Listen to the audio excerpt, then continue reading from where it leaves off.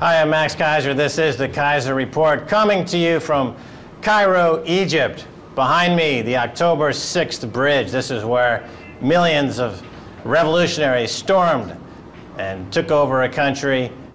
Millions storming the Brooklyn Bridge to take out the dictatorship of the New York Federal Reserve Bank. Or how about the dictatorship of the Federal Reserve Bank in Washington? This is ground zero for the 21st century revolutionary movement, the global insurrection against banker occupation. Stacy Herbert, hello, hello. How do you like Cairo so far? Well, Max, it's fantastic. It's very warm. There are great deals because there's not a single other tourist in our hotel. That's right, it's fantastic. But the people are free, and you definitely feel that. They're free, unlike many of us in Europe or America, where we have failed to oust the dictators that have destroyed our economies, just as Mubarak destroyed this economy. Yeah, it's amazing. The people here, they say criticisms of the government, and then you see them for a moment thinking, wait a minute, can I say that? And then the light goes off, and they're like, yes, of course, I can say that, I'm free. It's the opposite now in the United States, where people will say something overtly critical of the U.S., then they think to themselves, you can see their mind thinking, wait a minute, am I allowed to say that? So here are the two ships passing in the night. One is becoming democratic and free, Cairo, Egypt. One's becoming ruled by a dictatorship of banks, America. Well, you know, a lot of these, the dictatorships of the bankers in America, as you mentioned them, they came in with Reagan, just like Mubarak had come in with Reagan. We still have these guys. Now, look at this headline, Max. Pentagon tries to blame financial crisis on foreign financial terrorists.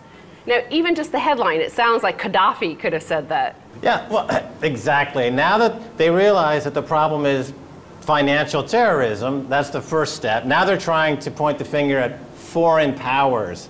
Of course, that's false. The financial terrorism emanates from Wall Street, from the JP Morgans and the Goldman Sachs. They've committed financial terrorism around the world, in Egypt, all over countries struggling now to breathe free, but primarily in the United States. Well, this was a private contractor who made this report for the Pentagon in 2009, and it's only just been released to the public. And the guy's name is Kevin D. Freeman, and he wrote this report called Economic Warfare, Risks and Responses.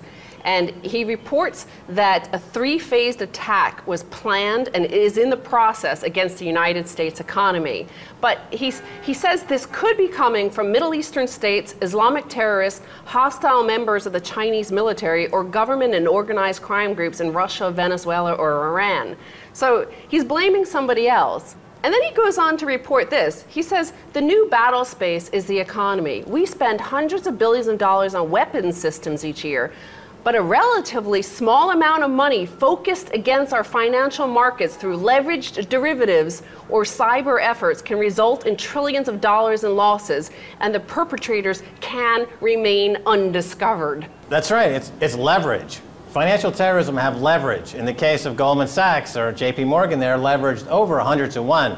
If you consider the mark-to-market issues, they're really leveraged closer to 1,000 to 1. So in the conventional warfare, you can't suddenly turn one tank into 1,000 tanks. It's an analog, old-world style of warfare. But in the financial terror war, financial terrorism, you can use leverage. And when the Fed keeps interest rates at near 0%, that means your leverage is almost infinite. Well, but as he's identifying, here is just a small amount of leverage can take down the financial system. And he's saying, but it couldn't possibly have been us. It couldn't possibly have been our banks. It must have been a foreigner who did this. So he's identifying that it was taken down with a controlled demolition, but he said he actually equates it to the equivalent of the box cutters in 9/11. Yes, the box cutter, a very simple instrument, hijacked a huge jet, took down the Twin Towers. It's exactly right. They should call the credit default swap invented by Blythe Masters at JP Morgan. She should recall those box cutters because they're the primary weapon of choice for these terrorists on Wall Street. And people say, well, how do we know it's American terrorists that are doing this, homebred American financial terrorists? Well, look at the bonus pool. If the economy is shrinking and the unemployment rates are skyrocketing and wages are collapsing, but yet a few people on Wall Street are paying themselves record bonuses, that's your evidence. Are you so stupid, people in Washington, not to understand the connection? Okay, so this private contractor provided for the Pentagon cover for the financial terrorists. Now, here's a report that was released last week from a congressional commission. Report, wartime contractors waste, steal tens of billions, then come back for more. This commission found in a report to Congress, At What Risk? Correcting our over-reliance on contractors and contingency operations. They concluded that contractors, quote, misspent dollars run into the tens of billions of dollars on 200 billion in contracts. Again, this is a black hole of non-accountability. That's why America starts the wars in Iraq and Afghanistan. It's a place to launder money. It's a place to throw money into the pockets of financial terrorists. Of course, $10 billion channeled back to Wall Street is $1 trillion in derivatives used to attack such things as the precious metals markets that are attacked routinely by these guys because they fear precious metals to keep their fiat currency, fractional reserve, 0% interest rate, reign of terror alive. And it's just remarkable that people in Wisconsin, for example, in America, are struggling to keep their little itsy-bitsy union wages against the growth of the money supply there. And people attack them. In America, they attack their own because people are getting a living wage. And yet they do nothing about the terrorist right there, Scott Walker, who's down with the Koch brothers and other terrorists.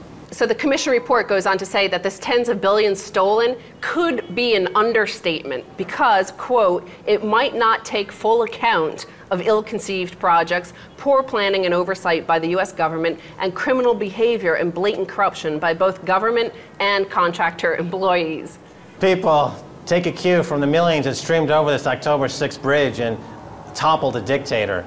Stream over the Brooklyn Bridge, stream over the George Washington Bridge, stream into Washington, D.C., surround the Federal Reserve Bank, demand that the dictator leaves. You owe it to yourselves to breathe freely for once in 200 years, or since 1913 when the Fed was created. Yeah, but all of those go back to the military-industrial complex, Max, because the money supply started to grow with our unfunded wars in Iraq and Afghanistan. Americans, for some reason, think that they get a free war, and they just get to steal stuff with no cost to it. But as Egypt showed, as soon as you start to build this military-industrial complex, this corrupt military-industrial complex, it feeds on itself, and you have all sorts of hanger-ons start to, take more and more money. Yeah, well, the problem is the U.S. They don't want to compete anymore. They've grown lazy and fat. They don't want to compete with the workers around the world, and so they get involved in these wars where they just steal money, they print money, and they're involved in kleptocracy and cronyism. And this is, again, two ships passing in the night, Egypt going toward freedom and the U.S. going toward kleptocracy.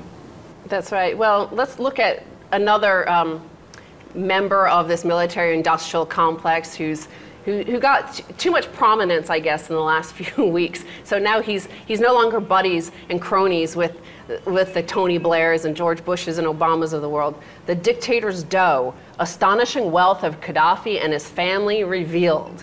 The astonishing wealth of Libyan tyrant Muammar Gaddafi and his family has been laid bare as countries around the world begin freezing billions of dollars worth of their assets.